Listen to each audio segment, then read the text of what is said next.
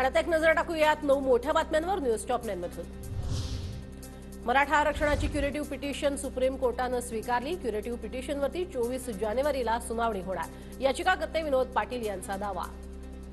24 जानेवारी रोजी सुप्रीम कोर्टाने परत एकदा सुनावणीसाठी क्युरेटिव्ह पिटिशन ठेवलेली आहे। यामुळे मला विश्वास आहे लवकरात लवकर याच्यामध्ये सुनावणी होईल व मराठा समाजाला हक्काचं आरक्षण मिळेल। सुप्रीम कोर्टात अभ्यास करून कागदपत्र ठेवणार। क्युरेटिव्ह पिटिशन ऐकल्यावर 100% आरक्षण मिळणार। गिरीश महाजनांची प्रतिक्रिया। तर जरांगेंना मुंबईत येण्याची गरज पडणार नाही, महाजनांचं वक्तव्य। जरांगे पाटलांवर ही वेळ त्या ठिकाणी बसायची येणारच नाही, मुंबईला येण्याची वेळ येणार नाही। कारण आपण आज बघितलं असेल की माननीय सर्वोच्च न्यायालयाने या ठिकाणी क्युरेटिव्ह पिटिशनवर निर्णय दिलेला आहे। म्हणजे त्यांनी आपल्याला एक विंडो ओपन केलेली आहे आणि ते आपल्याला 24 जानेवारीला ऐकून घेणार आहेत। अतिशय ही आपल्यासाठी जमेची बाजू आहे, अतिशय पॉझिटिव्ह बाजू आहे। रामलल्लाचं दर्शन घेण्याआधीच आरक्षणाचा प्रश्न मार्गी लागेल। भाजप आमदार प्रसाद लाड यांच्याकडनं विश्वास व्यक्त। तर जरांगे पाटलांना मुंबईपर्यंत यावं लागणार नाही, अशी ही प्रतिक्रिया।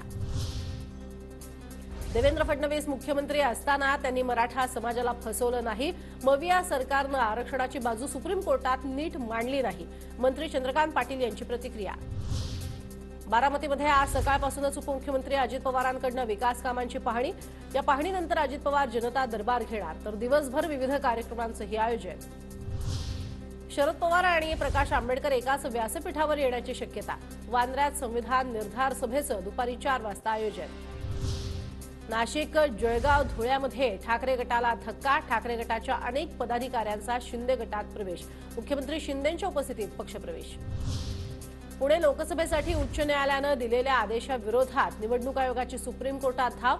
पोटनिवडणूक लवकरात लवकर घ्या, उच्च न्यायालयाचा निर्णय। विद्याप्रतिष्ठानच्या टेक्नॉलॉजी लॅबला अदानींकडून 25 कोटींची मदत। अदानींनी केलेल्या मदतीबद्दल शरद पवारांनी मानले आभार।